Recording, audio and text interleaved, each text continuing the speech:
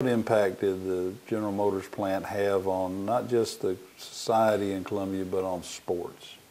Well, they went from a school of 150, 175 in high school to over 1,000 and able to play in the same classification a few years with Columbia. And that, so after many years of not ever playing each other in football, the rivalry was able to rekindle, being in some of the years in the same region, and they've been able to continue it even when they're not in the same classification or same districts. It became distant. It's really brought the schools closer together for everything, and it put the people on the same planet, to speak. And I think it was really nice. And that came at a time when Columbia, because of size, didn't play Mount Pleasant anymore in any sport, and those rivalries were needed. And now they can play baseball, basketball, football, soccer, whatever. So they're out there brought playing the golf. communities together, Right, just because it increased their overall size. Right, and then E.A. Cox Middle School in Columbia was actually the middle school feeder for Spring Hill, so that's made their rivalry with Wilhoite Middle School. The kids could keep playing against each other all the way up. Stay with us for the final segment with Marion Wilhoite from the Columbia Daily Herald. Like driving Miss Daisy, sometimes I've been known to drive Mr. Marion. Marion has never had a car since I've known him, though he gets to work promptly and stays at work until he's ready to be driven home or walk. He works night and day. He's just a great person. He's kind, professional, dedicated, and I'm truly proud to call him my friend. Marion, you have covered the World Series games, All-Star games, Super Bowls. You've met everyone there is to meet probably in the sporting world. Let's talk a little bit about your highlights in the sports writing area. And first of all, talk about the Sports Illustrated article that appeared regarding your driving prowess. A lack of driving prowess. Yes. I was back in whatever year that was, that I got a call from somebody I never heard of in Knoxville, and he said he wanted to do an article on me related to the fact that I didn't drive and been covering sports for so many years. I said, well, we can work on that out. And then called a few days later and said, well, I've contacted Sports Illustrated. I've done stringing for them, and we're going to think we can get this published in Sports Illustrated. So I thought, well, I don't know about that, but whatever. So next thing I know, they come to town and put together an article. A lot of the copies, I was a subscriber to it at the time. I never even got a copy, but some other people did. But it took me probably 3 weeks after it came out before I ever saw a copy, because I think they do things regionally a lot. Somewhere they'd have that maybe in the South, but somehow it got distributed differently. But it was. And you're still not driving. Well, maybe someday I will, but I don't know. I'd be surprised if I did. I remember one time, y'all remember JCM and JC, somebody called one day, said that Marion Wilhoite has driven around the square and drove backwards. He said, no, he will never get behind the wheel. So that's not him, that's somebody else that looked like him. So that was true. Well, you could not have made it to all these games and road trips without some real loyal friends like Charlie Troop and Billy Keach and Jimmy Huckabee and Jerry Lovelace. Yeah. You got to have some great memories of those people. Oh, there was just so many memories in the road trip excursions. But one year was unbelievably, the think Charlie Troop was the versatile guy.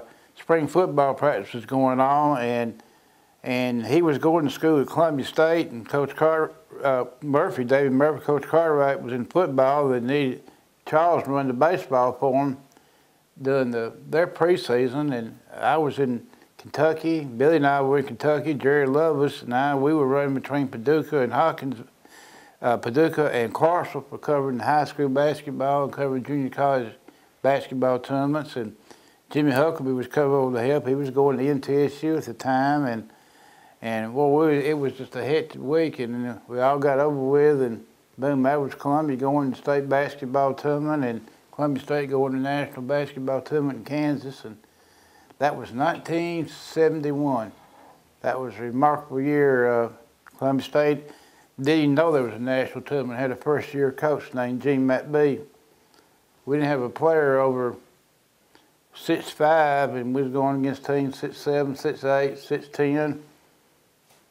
The Columbia State team got all the way to the semifinals of the national tournament and lost to a team, Southern Idaho, coached by Eddie Sutton. Went on to Kentucky, to Arkansas, Kentucky. They had 3 players that were All-Americans in 4-year programs later on. And I say Columbia State did anybody over 6'5", and lost by 7 points with 3 starters on the bench. There's a long story behind that, but sometimes discipline has to be done. And anyway, yeah, those guys, they've been with me through so much, and not only in the sports world, but in off the field, off the sports world, and still are. But now, Mr. Lovis did pass away a couple of years ago. You told me that your most heartwarming moment in your life is as a sports writer and someone who loves sports is hearing about the American Legion post-19 winning the championship. Well, there's no doubt about that. I've never had the fortune to be there when a Murray County team, a Columbia team win an ultimate championship in any sport. A Columbia team win an ultimate championship in any sport. And like I said previously, American Legion baseball has been dear to my heart for so many years because I got tied into it early, bat boy, and keeping score. And 2007, they were in Bartlesville, Oklahoma, and of course they had to earn their way through the state and southeast region to get there, and just through internet and radio and cell phone communication there, was able just to know that somebody had really worked hard and won their way through to get somewhere and to be representing Columbia and winning the championship. Just like I'm sitting at my desk at 10:30 at night, 11 o'clock deadline, and tears start rolling down there, tears of happiness, and to come back and the kids fly back into town to the Nashville airport the next day and have a welcoming party for them when the getting police escort and all back into town, and the city police and the fire truck and all run back to the Legion, be worlds of people there to greet them, and know while those kids were there, they went and visited schools and on their off time and spoke to the kids, played music for them, and had a young man on that team that come through Columbia Central High named Chris Lovett, who actually, when they got on the bus to leave the airport, the first thing he did was get on his guitar and they sang the national anthem. It just tore the bus driver up that he hadn't been there to the kids to them to do that. And then now 2 years later, Chris, like a lot of our other local guys now, getting drafted in Major League teams, drafted by Atlanta Braves, 12th round a month ago, and now playing with the Gulf Coast Braves, doing well. He got his first single the other day. The other day, all he's had before then were homers, doubles, and triples. You share your profession with another famous sports personality, Lindsey Nelson. Tell me about Lindsey's history with you and with the Daily Herald and with Columbia and some of your experiences with Lindsey. Of course, when I was young, I heard Lindsey Nelson and realized that he went to Columbia High School and actually was really the first sports writer for the Daily Herald, because he would see there was nothing in the Daily Herald about the high school teams, so he started reporting the games to the newspaper, writing them up, and Lindsey, like me, wasn't good enough to be on the team, so he did play a little baseball. I didn't ever get to meet him until he came down for Lindsey Nelson Day. Of course, Lindsey went on to be, as you know, the national broadcaster would be Olympics or Notre Dame football, Chicago Bears, Major League Baseball with Giants and Mets and things, and he went on, and so they had Lindsey Nelson Day. The UT people brought him down. I got to meet him at the Daily Herald and go on some places with him, and then after that, some University of Tennessee football games, getting together and in the press box with him, and that was quite a. We hate, when he passed away, of course, buried in Columbia. Yeah, well, almost simultaneous with the naming of the stadium, and of course this is Marion Wilhoite press box at the stadium over there in Columbia. They also had a Marion Wilhoite Day in Columbia in conjunction with that. Well, that was quite an honor to. That's I guess anything, these honors when they comes with longevity, being able to be there and stay positive with sports, and there's I guess the ironical thing was, as many games as I covered of football, the sidelines were the place to be, not the press box, but as age goes along, the press box is a whole lot more comfortable than the sidelines. I can't dodge the players like I used to, and that was quite an honor, and I got a lot of appreciation responses to it from people like C.M. Newton, Governor Bredesen, and others that for the day, and a good limousine ride for my wife Dorothy and I, and it was quite a day to remember. Though I think Charles Troop that day, when they were trying to honor me, thought to throw some things in there to put a little fun into it. He roasted you a little bit. Yeah, sure did. All right, let me just reel off some of these things here, and you can comment if you'd like. 84, the first non-major city newspaper person to receive and really this is prestigious, Lawrenceburg Quarterback Club Prep Sportswriter of the Year. Well, that was quite an honor to get that, and let's say, people in Lawrenceburg, Lawrence County, throughout. One thing mission I took when I became sports editor, I wanted to include as much of the area that our newspaper went to in coverage. Yet again, by then I'd been in prep sports enough, and that while it's a statewide deal, I know that I had enough connections across the state. There was people there to support me, and I think it's just being right place at the right time made that possible. 95, Columbia Babe Ruth Wall of Fame. Well, there again, Babe Ruth started I was there when it started, and they had I think Charles Troop, there again, Charles Steen, he built Babe Ruth baseball from where they had 14 teams as president, and he had done a lot of innovative deals to help get more kids and minorities involved in the league, and of course I guess a lot of publicity that we did helped out on that, and there again, Babe Ruth baseball. When our Babe Ruth program dipped down a few years ago, Charles and I, David Ring, got together and decided we better bring it back up, and we got them back up to 8 teams now. So I feel pretty good. In the last 3 years, I've gone back. Just recently, a charter member of the City of Columbia Recreation Department, Youth Hall of Fame. Yeah, in 2004, I didn't know anything like that was developing, but the Recreation Board decided to start it, and they started it with Bungle West and myself and Pete Crawford. Crawford had been a key figure in a lot of sports in the Fairview Park area, and that was, you know, I feel really blessed to have that honor. Metro Region 6 Hall of Fame, with a lot of other several schools in our area. Right, there were schools there again in the area like that particular time. Spring Hill High School, Hickman County, and I know that Spring Hill people, my relationship with them and our newspaper through the years, and then Hickman County, Mike Smithson, former Major League Baseball pitcher, athletic director, and of course he played ball at Hickman County in Centerville,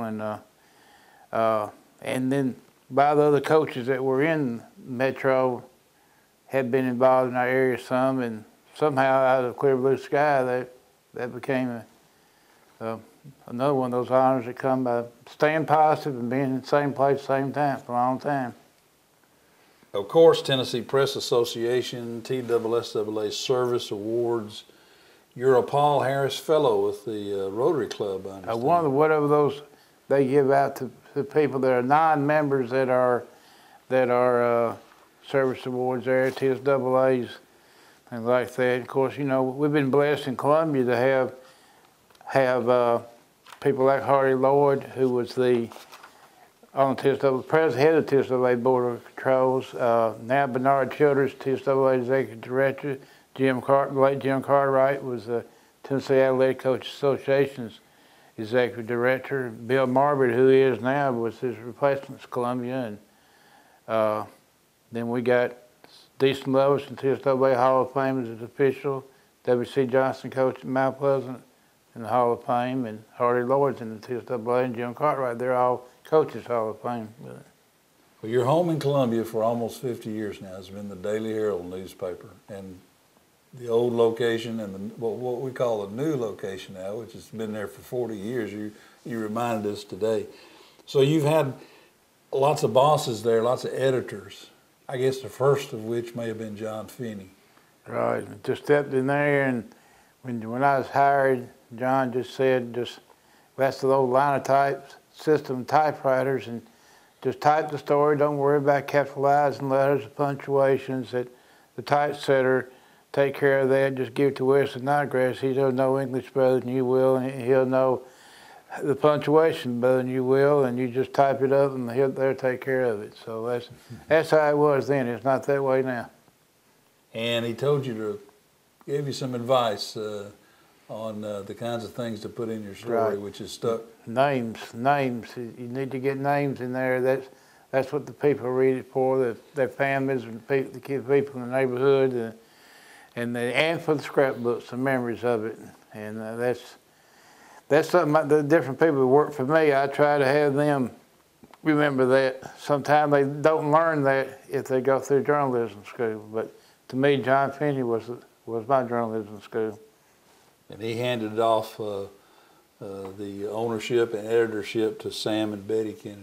Right then, when Finney passed away, and there's some interesting stories with the Kennedy family. They've been a blessing in my life in a lot of ways. They opened a lot of doors, and they made things possible for me with working close with Southeastern Conference, being able to attend different basketball tournaments and media days, and the Kennedy family was quite involved in different school activities through the years. Went to Columbia Military Academy when it was beginning to fade. They got actually involved there. And now the paper's changed hands and is a part of a media group, and you're working for Mark Palmer and Stevens Media, and maybe a little different approach to gathering the news. What do you think? Oh, well, that's just how the newspapers have changed. In 1999, when we went from a afternoon publication to a morning publication, just turned the clock around, and really it's been a blessing in disguise for me personally. And but it's a challenge, though. It's been a challenge, and so has the way the paper comes out has been a challenge.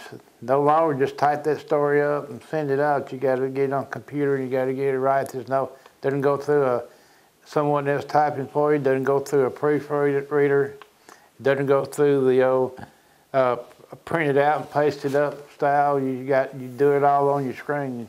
So I'll go in at 1 o'clock in the afternoon, 11 o'clock at night. Won't anybody else see it but me sometime. That's it. I've got pictures of the whole shooting match falls back on my hands on a given day. Your schedule, you're working 24/7, 365, or how do you manage to cover so much sports? Well, it certainly has changed from telephones to faxes to internet, and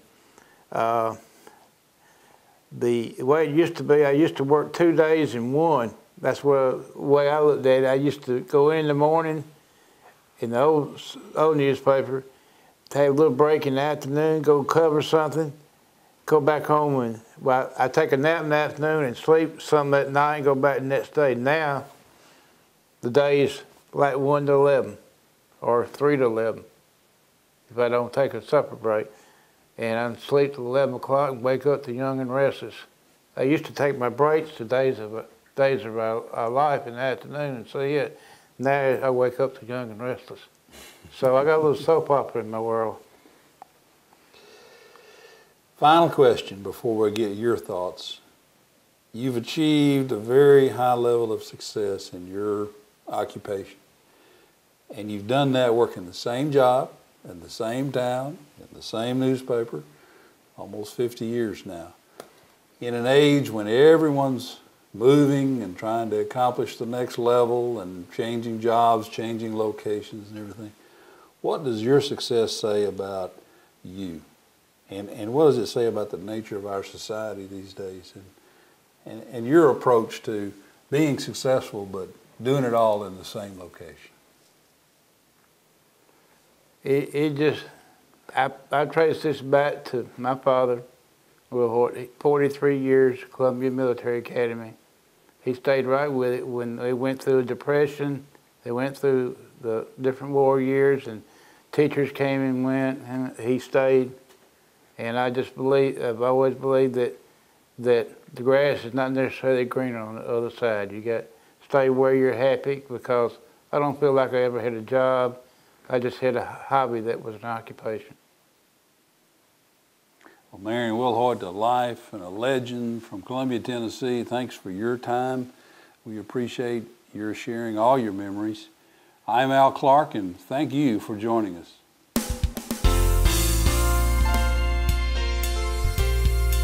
If I was smart enough to write a book about Marion, I could make a ton of money.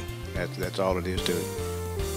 I've actually watched Marion type a story, be on the phone, doing an interview at the same time. Never miss a beat, typing a story, and never miss a word that comes out of the interviewee's mouth as he did it, because he never got accused of misquoting anybody. If you go out to the football field right now, you'll see Lindsey Nelson Stadium, Jim Cartwright Field, and Marion Wilhoite Press Box. Well,